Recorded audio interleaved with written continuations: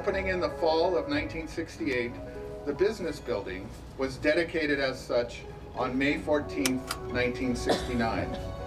As waves of college-bound students made their way to St. Cloud State, it was one of the last buildings to open at the end of a decade of growth and expansion for the SCSU campus. It was built on the site of the Old Main, one of our campus's original academic buildings. In 1995, there was an expansion to the current building, the portion immediately here to our right. And in 2007, the Herberger Business School was relocated to another building on campus, Centennial Hall. The name and designation followed, and the building became known by its street address alone, the 51 building. When you work in a building without a name, it doesn't do much for morale. In fact, it may even bring morale down in some cases.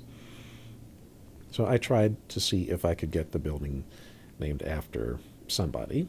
At first I thought to try to have it named after a couple of local slaves, but I was told that since the slaves didn't actually attend the university, that might be an uphill battle.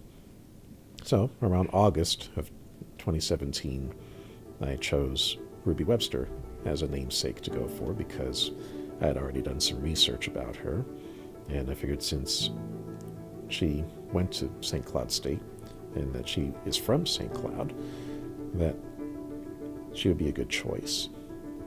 And the petition that I had on change.org had tremendous support. I think in the first 3 or 4 days there were over 1,000 people who signed up, and the support just grew from there with unanimous votes from student government, and from faculty senate, and from several other student campus organizations, and ultimately the interim president, Vidya, from last year, and Chancellor Malhotra back in May. Ruby Cora Webster was the first African American to graduate from St. Cloud State University.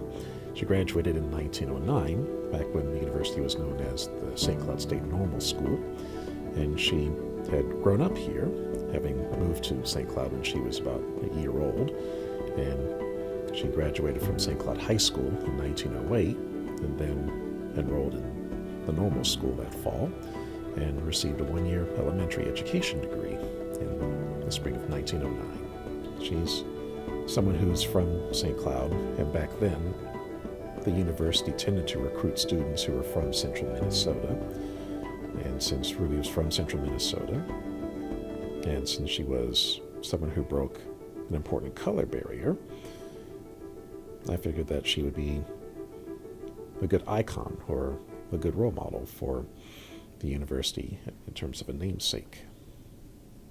There's not really that much. We have a class composite photo from 1909, and if you've seen that portrait of Ruby Cora Webster, it's like an inch tall. It's not very big. She also appears in a commencement program from 1909, as well as listed as students in the course catalog. The other thing that we do have is her academic transcript. So she was here as a teacher for one single year. We also were able to verify that she was what I call the first documented African American. So you'll see in the transcript that she's referred to in the terms of the day as colored. So in the transcripts, they have the students list their nationality. So I had a student look from the mid-1870s until Ruby Cora was admitted in 1908, and she's the only person that's referred to as colored. So that's why I say that she's the first documented African American. Could there have been others? It's possible, but I always paraphrase Ruby Cora Webster as the first documented African American to attend and graduate from St. Cloud State. She was so patient as a teacher.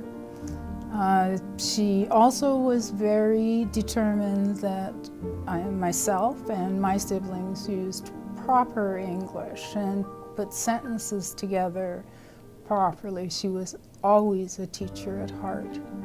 I think that women from that time didn't get noticed, didn't get recognized for their knowledge and their brilliance. But she she really wasn't. She was so well read that she could speak to anyone on any subject. And if she didn't know something about a subject, she was not afraid to ask, could you explain that properly? Especially if someone had used improper English. And but she wanted to know more, right to the very end. 2, 3. It's very exciting that my grandmother was recognized in such a way. I always knew that she was the smartest woman on earth, but now a lot more people know how amazing she was.